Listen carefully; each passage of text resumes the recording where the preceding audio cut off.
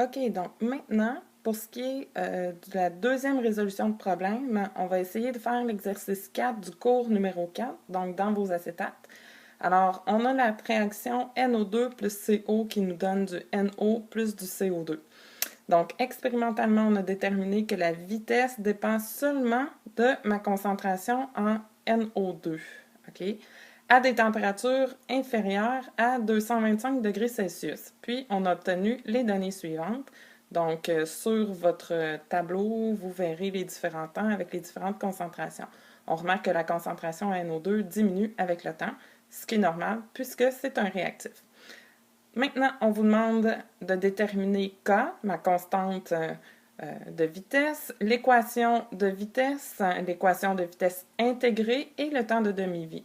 Par la suite, on vous demande de calculer la concentration en NO2 à 2,70 fois 10 à la 4 secondes du début de la réaction. Donc, pour la résolution de ce problème-là, on nous dit que, comme donné que la vitesse dépend seulement de la concentration en NO2. On a deux réactifs dans notre réaction, le NO2 et le monoxyde de carbone. Notre loi de la vitesse initiale nous dit que la vitesse est égale à ma constante de vitesse fois la concentration de chacun des réactifs. Si elle ne dépend que du NO2, alors il y a seulement celui-ci qu'on va voir dans cette loi-là. Cependant, on ne connaît pas son ordre à lui. Comme première question, on nous demande de déterminer la constante, donc le K. Seule donnée expérimentale qu'on a, notre temps, en fonction de nos différentes concentrations en NO2. Donc, pour pouvoir le déterminer, il faut se rappeler, cependant, que les différentes relations ici, c'est que pour une réaction d'ordre 0, on a notre concentration qui varie de façon linéaire avec le temps. Ici, donc, on pourrait même ajouter que ma pente correspond à ma constante. Okay? C'est une pente négative. Ensuite de ça, pour l'ordre 1, c'est la même relation, seulement c'est le ln, donc le log naturel de mon A, de ma concentration en A en fonction du temps. Ici aussi, ma pente qui est égale à moins K, ma constante de vitesse. Pour l'ordre 2, on a 1 sur ma concentration de A qui varie de façon linéaire avec le temps, ma constante qui correspond à ma pente. Ça nous indique que si ma réaction est d'ordre 0, donc on se rappelle concentration linéaire en fonction du temps, ça voudrait dire que je pourrais calculer comme graphique, je pourrais calculer graphiquement tout simplement la pente à deux points différents et celle-ci devrait me donner une valeur constante. Par exemple, si on prend comme premier test mes deux premiers points, donc au temps 0 et au temps 1,2 fois 10 à la 3 secondes. Mes deux concentrations correspondantes sont ça ici. Donc, en faisant mon calcul, delta Y est égal à delta X pour pouvoir trouver ma pente, j'obtiens donc 0,444 molaires moins 0,500 molaires. Je divise par 1,20 fois 10 à la 3 secondes. Ça ici, ça me donne une valeur de moins 4,6 périodique fois 10 à la moins 5. Première pente. OK? Si j'essaye un deuxième point, ça c'était mon premier point.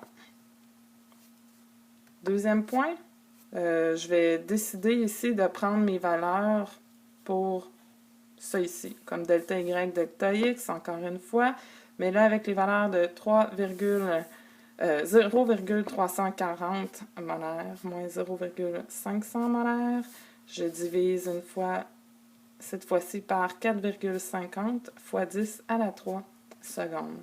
Ce qui me donne ici moins 3,5 périodique fois 10 à la moins 5, comme ça. Mes unités molaires par seconde, même chose ici. Donc, on réalise ici que c'est loin d'être linéaire, parce que si je le prends à différents points, ben j'obtiens pas une pente qui est constante, OK? Donc, c'est loin d'être le cas ici. Ce qui fait que on peut déjà éliminer que c'est pas ordre 0. Maintenant, si on veut vérifier si c'est une relation d'ordre 1, donc ici, il va falloir calculer le ln de A, parce que celui-ci, en fonction de mon temps, va pouvoir me donner une droite constante, une droite linéaire, avec une pente d'une valeur de moins k encore une fois. Donc, il me reste à calculer ln de ma concentration de mon réactif, NO2. Si je le calcule, ici, je vais obtenir moins 0,6931, moins 0,8119, moins 0,9650 et moins 1,079. Donc ici, j'ai gardé encore une fois seulement 4 chiffres significatifs. Et je vais procéder de la même façon. Donc, pour ce qui est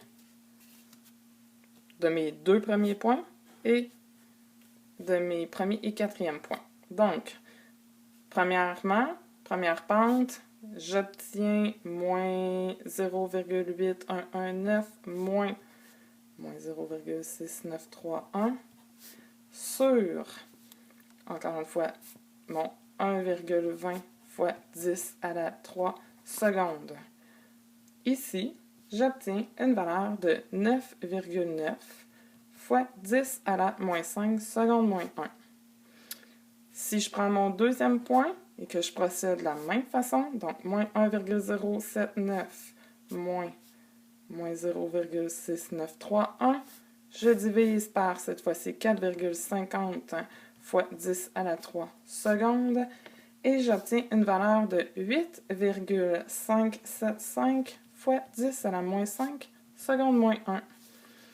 Ici, on observe encore une fois que mes valeurs sont quand même pas mal différentes. Ce qui m'indique que ce n'est pas d'ordre 1. Alors, il nous reste à aller vérifier pour ordre 2. Je vous rappelle que l'ordre 2, ça me donnerait une droite, une pente constante.